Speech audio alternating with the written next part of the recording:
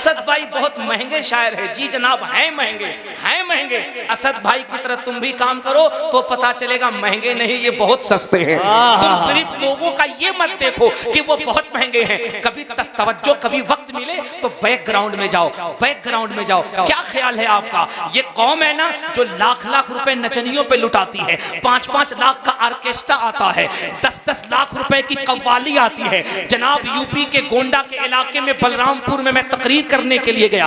अल्लामा कलीम मुशाहिदी साहब मुझसे कहने लगे, हजरत आज जलसा हो रहा है, ठीक 10 रोज के बाद जनाब शरीफ प्रवास कानपुरी आएंगे और एक कव्वाला आएगी, 11 लाख रुपए का खर्च है। अब मुझे बताओ क्या होगा? ये 11 लाख रुपए कौम के बर्बाद हो गए। अब वो स्टेज पर आकर क्या करेंगे? हुजूर की नाम पढ़ेंगे, इस्लाम की बात करेंगे। ये इसका दुपट्टा सरकाएगा, वो उसका दुपट्टा सरकाएगा। ये इसकी जवानी के कसीदे पढ़ेगा, वो उसकी जवानी के कसीदे पढ़ेगा। तुम्हारे 10 लाख लेके चला जाएगा, लेकिन कभी तुम्हारी आवाजें बुलंद ना हुई कि जनाब तुमने 11 लाख रुपए खर्च कर दिए, तुमने हुजूर के गुलाम को पैसे दिए, तुम कहते हो बड़े महंगे हैं। मैं तो कहता हूं अगर 40,000 रुपए 50,000 रुपए कोई ले और उस पैसे का कुछ हिस्सा किसी गरीब बेटी की शादी में लगा दे, किसी यतीम की परवरिश में लगा दे, किसी बच्चे की पढ़ाई में लगा दे, कुर्बान है ऐसे नजराने। यार पैसे तो सब कमाते हैं, लेकिन हुजूर के नाम पे पैसा कमाकर हुजूर की गरीब उम्मत में तकसीम कर दो, नबी की नात पढ़ी जाएगी, अल्लाह के मखलूक की खिदमत भी हो जाएगी। बेशक, सुभान अल्लाह, हक है। वाह वाह, बहुत खूब। अल्लाह करीम हजरत असद इकबाल को सलामत रखे, आमीन, अल्लाह सलामत रखे, और हमारे कहने से सलामत न रखे, ये तो हम सब की दुआ है।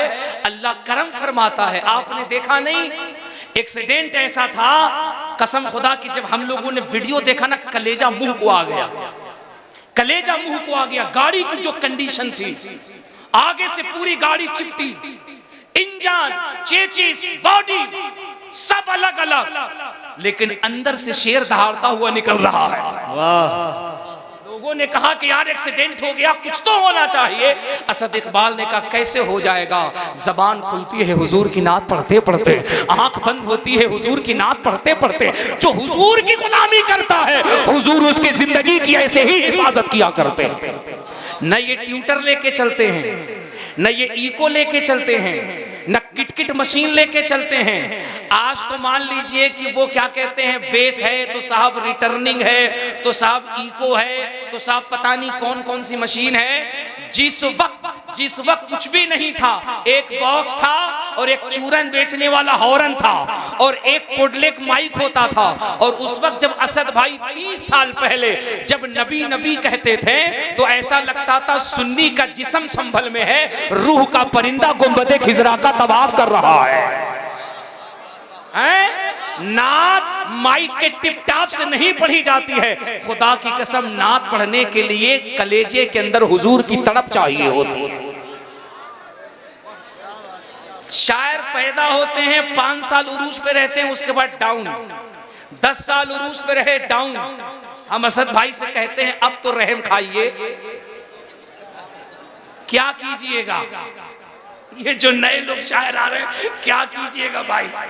30 साल से ज्यादा हो गए हुजूर की नात पढ़ते हुए। बेशक, क्या बात की कसम, अल्लाह ने आवाज में कशिश ऐसी दी है, मिजाज में सादगी ऐसी दी है, बड़ों का एहतराम, छोटों पे शफकत। ये बात मैं बिला मुबालगा कह रहा हूँ, बिला मुबालगा कह रहा हूँ। मैं बात कर रहा था कुरान पे, थोड़ी देर गुफ्तगू करूं। लोग कह रहे हैं कुरान मिटा दिया जाएगा, कुरान खत्म हो जाएगा, कुरान को मिटा दिया जाएगा। मैंने कहा दुनिया वालों, इन दज्जाली मीडिया की तरफ तवज्जो न करो, इन सोशल मीडिया पे तवज्जो न करो। तुम्हारा कुरान इन दज्जाली मीडिया का गुलाम नहीं है। यहाँ जो कुरान पे डिबेट हो रहा है, हमारा कुरान इसका गुलाम थोड़ी है। तुम जरा दुनिया की खबर लो और दुनिया की तारीख से पूछो। तुम 2018, 19, 20, 21, 22, 23, 24, 25 के लेटेस्ट न्यूज पढ़ो और दुनिया की तारीख पूछो। यहाँ कहा जा रहा है कुरान में ये ये कमी, कुरान मिटा दो, कुरान खत्म कर दो। दुनिया की तारीख में बताओ नौजवानों, तो तुम्हें पता चलेगा अमेरिका का इतना बड़ा डांसर, तुमने माइकल जैक्सन का नाम न सुना? ये कितना बड़ा डांसर है माइकल जैक्सन, तुमने उसका नाम न सुना? ये माइकल जैक्सन जब डांस करता था, थिरकता था, तो करोड़ों डॉलर इसके कदमों में होते थे। कितना बड़ा क्रिश्चियन था, कितना बड़ा पैसे वाला था, ये दुनिया को प्रमोट करता था। लेकिन जनाब ये क्या कहता है? ये कहता है yes I agree this knowledge about science and had been something wrong then he will be punished by burning his skin and then Allah. ये कहता है जनाब, ये कहता है मेरे कलेजे में जब दर्द होता था, तकलीफ होती थी, टीस होती थी, मैं बड़ा परेशान होता था, हर डॉक्टर को दिखा करके थक चुका था। सबने कहा कि तुम्हारे कलेजे के अंदर छेद है, सुराख है, इसका कोई इलाज नहीं है, ना ऑपरेशन है, ना कोई इलाज है। इसने कहा डॉक्टर जवाब दे चुके, तबीब जवाब दे चुके। जनाब इतना बड़ा डांसर ये कहता है हमने अपने चचा जात भाई से कहा यार कलेजे में तकलीफ हो गई है, अब मैं ये काम नहीं कर सकता, कोई रास्ता बता। वो कहता मेरे चचा जात भाई ने कहा yes I agree this knowledge about science and had been something wrong then he will be punished by burning his skin and then Allah puts a new skin on him, covers him to make him know that the taste is painful again that missed the many years। वो कहता उसके चचा जात भाई ने कहा जनाबे वाला अगर आपके कलेजे की तकलीफ दूर नहीं होती है, सीने का दर्द दूर नहीं होता है, तो ये एक किताब लीजिए, इस किताब को सुबह शाम पढ़ा कीजिए। उसने कहा पढ़ने से क्या होगा? कहा क्या होगा मैं नहीं जानता, लेकिन 1 महीने से मैं खुद भी पढ़ रहा हूँ, आप भी पढ़िए। अब जनाब दुनिया का इतना बड़ा डांसर, वो क्रिश्चियन, इतना बड़ा सुपरस्टार, उसने जब चंद हफ्ते कुरान पढ़े वो डायरेक्ट फ्लाइट लेता है, मक्का मदीना जाता है, काबे का तवाफ करता है। लोगों ने कहा तुझे क्या हो गया, काबे का तवाफ क्यों कर रहा है? कहा मैं मुसलमान हो गया। कहा क्यों? कहा कुरान पढ़ के पता चला, कुरान पढ़ने से सीना नहीं मुस्तफा का मदीना बन जाता है। बेशक सुभान अल्लाह, जिंदाबाद जिंदाबाद। बहुत कुरान पढ़ने से सीना नहीं मुस्तफा का मदीना बन जाता है। सुनो, ये वो चिराग जो कभी फूंकों से नहीं बुझाया जाएगा, ये वो कुरान है जो किसी के मिटाने से नहीं मिटेगा। क्या ख्याल है आपका जनाब, क्या ख्याल है? ये इस्लाम कोई हमारा आपका लाया हुआ दीन है, ये वो दीन है जिसने इस पूरे ब्रह्मांड को, पूरे यूनिवर्स को पैदा किया है। उसी ने कुरान को मुस्तफा पे नाजिल फरमाया। बेशक। क्या समझते हैं आप? ऐसा ही है कुरान। जनाब सुनीता विलियम जब अंतरिक्ष में गई थी और अंतरिक्ष से पलट करके आई थी, उसने अमेरिका कैलिफोर्निया में सेमिनार करके कहा था दुनिया वालों, हम जब अंतरिक्ष में गए थे तो हमने अपनी आंखों से देखा था एक ग्रीन कलर का प्रकाश है पृथ्वी से जो अंतरिक्ष को जगमगा रहा है। एक ग्रीन कलर की रोशनी है, ग्रीन कलर का प्रकाश है जो पूरे अंतरिक्ष को चमकाए हुआ है। सुनीता विलियम कहती है it is clear to me that this statement must have come to. वो कहती है साइंस तो ये कहता है कि जमीन और चंद्रमा के बीच में एक सिस्टम है जहां चीजें मुअल्लक हो जाती हैं, रुक जाती हैं, आवाज वहां से ऊपर नहीं जाती, वॉइस वहां से ऊपर नहीं जाती, ये साइंस कहती है। सुनीता विलियम ने कहा अगर ये बात सच है तो फिर मुझे बताओ ना, ये जमीन से ग्रीन कलर का प्रकाश अंतरिक्ष में कैसे जा रहा है? सुनीता विलियम कहती है जब हमने स्पुतनिक के जरिए से, फैकोवीवी के जरिए से, जब हमने लेंस के जरिए से उस ग्रीन कलर के प्रकाश पे हमने रिसर्च किया, हम हैरत में पड़ गए। वो कहती है जब हमने रिसर्च किया तो हमने पाया it is clear to me that this statement must have come to Mohammad सल्लल्लाहु अलैहि वसल्लम फ्रॉम गॉड अल्लाह। वो कहती है हमें ये बात पूरी ईमानदारी से कहने दो, वो जो ग्रीन कलर का प्रकाश जो पृथ्वी से अंतरिक्ष की तरफ जा रहा था वो जमीन के बीच सेंटर से जा रहा था, और जब हमने बीच सेंटर पे तहकीक की तो वो जगह कोई और नहीं, वो मुस्तफा जाने रहमत की शहर मोहब्बत है जिसे गुंबदे खिजरा कहा जाता है। सुभान अल्लाह, जिंदाबाद जिंदाबाद। बहुत असद भाई कहते हैं है कौले मोहम्मद कौले खुदा फरमान न बदला जाएगा। है कौले मोहम्मद कौले खुदा फरमान न बदला जाएगा, बदलेगा समाना लाख मगर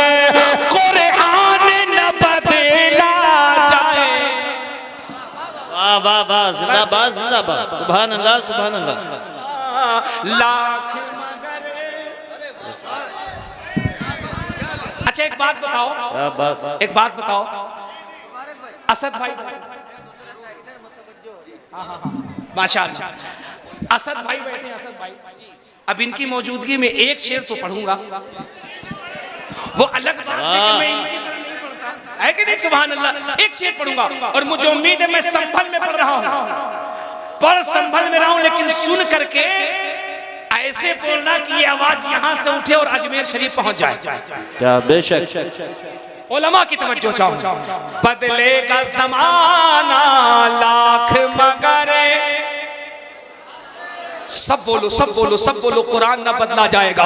बदलेगा ज़माना लाख मगर, कुरान न बदला जाए। शेर सच्चा हो तो पूरा नौजवान बोले, दिल्ली में दिल्ली में दिल्ली में मिनिस्टर तो हर रोज बदलते हैं, अजमेरी में भारत का सुल्तान न बदला जाएगा। सुभान अल्लाह सुभान अल्लाह, जिंदाबाद जिंदाबाद। में भारत का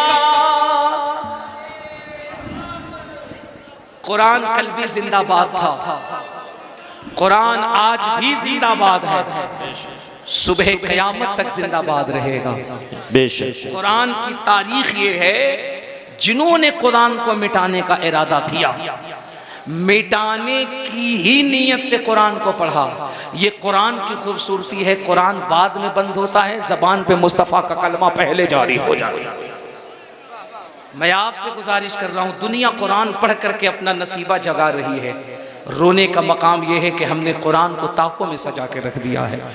संभल के कय्यूर नौजवानों, जमालुल औलिया कॉन्फ्रेंस में आने वालों, 1 घंटे से ज़ायद बयान का लुब्ब लुबाब ये समझो, वक्त ये आ गया है, तुम बजाय दुनिया में क्या हो रहा है इस पे तवज्जो देने से, दिल्ली में किसकी सरकार बनी न बनी इस पे तवज्जो देने से, लखनऊ बम्बई में किसकी सरकार बनी इस पे तवज्जो देने के बजाय तुम्हें इस पे तवज्जो ये देना है, तुमने अपनी नई नस्लों को एजुकेशन में कितना आगे किया है, तुमने अपने बच्चों को दुनियावी तालीम कितनी दी है। साहब लोग कहते हैं कि मौलाना लोग कहते हैं कि आलिम क्यों नहीं बनाते, मैं कहता हूं मैं सबसे नहीं कहता अपने बच्चों को आलिम बनाओ, लेकिन तुम ये बताओ जिन्होंने अपने बच्चों को आलिम नहीं बनाया कि तुमने अपने बच्चों को डॉक्टर बनाया है, कि तुमने अपने बच्चों को इंजीनियर बनाया है। लोग कहते हैं कि साहब हमारे पास तो कोई लाया है अमल नहीं है, हमारे पास तो कोई नजरिया नहीं है। मैं तुमसे पूछता हूं, ये जो बड़े बड़े तिजोरी वाले हैं, ये जो बड़े बड़े पैसे वाले हैं, बताओ अगर ये तवज्जो फरमा दे और अगर अहले नजर इकट्ठे होकर के अगर गौर करें और ये सोचें हमारी बच्चियां सिर्फ तकरीरों से महफूज नहीं होंगी, हमारी बच्चियां सिर्फ नारों से महफूज नहीं होंगी, अगर हमें इन बच्चियों को महफूज करना है तो हमें अमल के मैदान में आना पड़ेगा। और जनाब करना क्या पड़ेगा मुझे ये बताइए। एक एक पीर ऐसा नहीं है हिंदुस्तान में, अगर चंद को छोड़ दीजिए इल्ला माशा अल्लाह, तो क्या ये सच्चाई नहीं है? बेशुमार ऐसे पीर हैं जिनकी 10-10 कोठियां हैं, अगर कलकत्ते में है तो लखनऊ में है, लखनऊ में है तो दिल्ली में है, मर्सिडीज BMW फरारी कारें हैं, महंगे महंगे कार हैं। जनाब कितना अच्छा होता, कितना अच्छा होता हिंदुस्तान में अगर चंद खानकाहों को, चंद मशाइख को छोड़ दो, तो बताओ क्या ऐसा नहीं होना चाहिए कि कुछ पीर ऐसे भी खड़े हों जो ये कह दें हमने कादरी गर्ल्स हाई स्कूल खोल दिया है, हमने रज़वी मेडिकल कॉलेज खोल दिया है, हमने चिश्ती इंटर कॉलेज खोल दिया है। सुनो, मसला अब सिर्फ तकरीरों से हल नहीं होना है, मैदान में आना पड़ेगा, झोली फैलानी पड़ेगी। अगर हम आज भी अपने कौम को इकट्ठा करें तो वो दिन दूर नहीं है।